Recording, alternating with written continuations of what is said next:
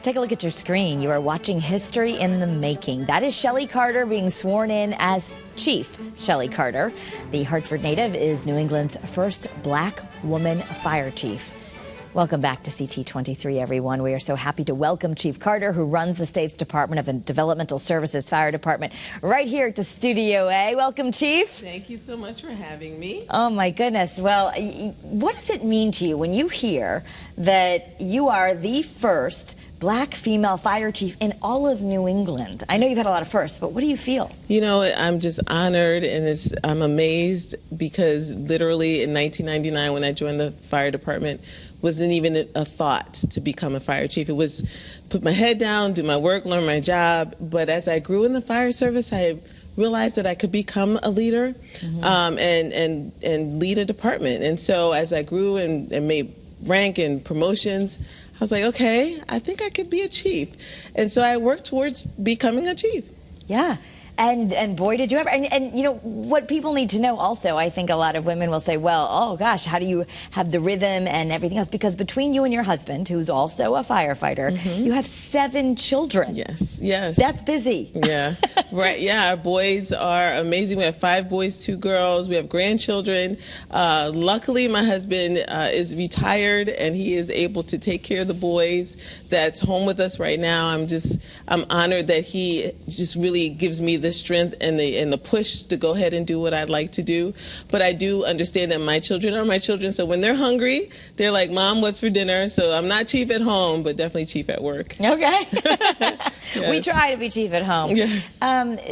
What do you think is so important about getting more females into the force? Because I read that at first you thought, I can't do this. I'm a girly girl. That sounds like hard work. I mean, you didn't really see yourself at first, and yet now it's a passion of yours. Yes. You even run camps to kind of get more females involved in firefighting. No one told me at 14 that I could be a firefighter.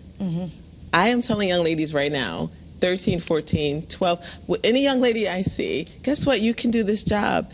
And the reason why I do that is because I had no knowledge of the fire service. I joined when I was 29 years old. If someone had told me that I could do this when I was 18, I would have been a little farther along, but it would have given me a bigger opportunity to spread the knowledge that, hey, you can do this. And women need to know that we can be brave and strong and confident and bold, and there's nothing wrong with that. And so, and be moms and be daughters and still run a fire department or be a firefighter. So yes, my passion is to tell ladies, you can do this. There's nothing that's impossible. Right. Right, and you also talk about the dynamic of often you might be the only female in that firehouse. What's that like? Well, it's, you know, across the country, it's only about 4% female firefighters nationally. And so shame on the fire service because, you know, we want a more diverse departments. We want more diversity in the service. And so the whole idea is to make sure that even though I am the only black female, we do have other amazing white females who are fire chiefs right now in Connecticut, one in Woodbury, and I would like to just let ladies know that they can do this. So I don't want to be the only one.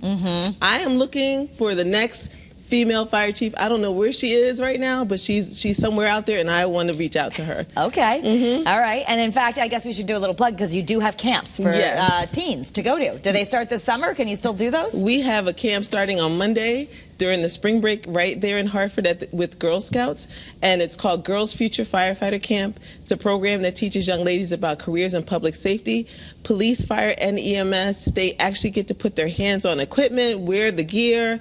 We treat them like they are firefighters for the week, and they love it. At first, they're a little afraid or unsure or skimmish, or they not quite understand what's going on.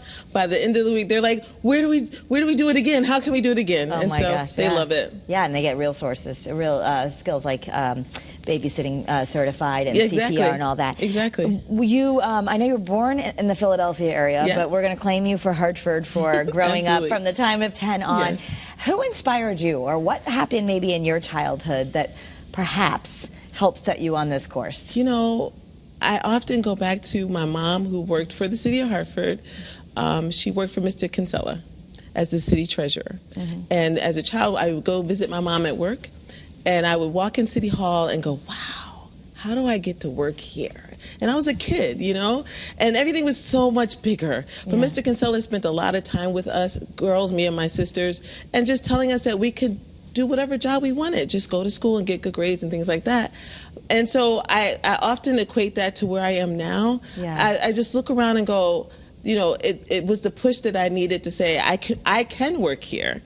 I didn't know I was going to be a fire chief, of course, but to be able to be a leader like Mr. Kinsella, like my mom, who worked really hard to make sure that her girls were educated and were strong, and was able to do whatever we put our mind to. And so my mom, and between my mom and Mr. Kinsella, I think it was kind of the push that I needed. Yeah. So I'm hearing a theme here. You got a strong mom who I know is going to be calling soon when the interview is over. She's watching and still cheering you on. You've got a supportive husband. And somewhere along the line, it was really about believing, and that's how you really want other young women, regardless of skin color, to know. Absolutely. And let me just ask a practical one. Regardless of size, we can do this? Listen, my weight has fluctuated. Let's just say that. I'm talking about height too. And you know what? We just need diversity. Okay. And so the jobs that I can do that my 6'4" brother firefighter can do, my 6'4" firefighter brother cannot do what I can do. You know what I mean? So if we need someone to go in a very small space, we have a person for that. If we need someone to climb the tallest ladder, we have a person for that.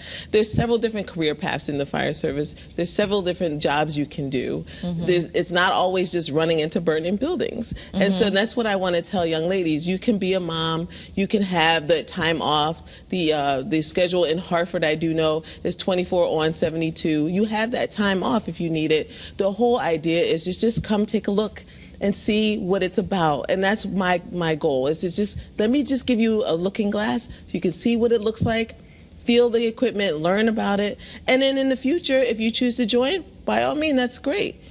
I'm going to ask you a future ball question. We only have about 30 seconds, but you've done a lot. You've had a lot of firsts. You are a natural born leader. Do you see yourself running for office someday? Oh, someone has asked me that before. I don't think so.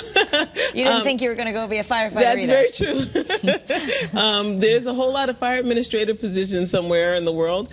Right now, I just would like to just get into DDS, really understand how to protect those that we serve there, and across the state, all of our folks our individuals with disabilities. Let's see where that takes me. Okay. Chief Shelly Carter, thank you so much for being here, and you know, kudos to your mom, who I know is watching, because she did a great job, and I'm sure your children are going to be lucky also. So thank you so much for being here. Thank you for having me. I'm honored. Congratulations.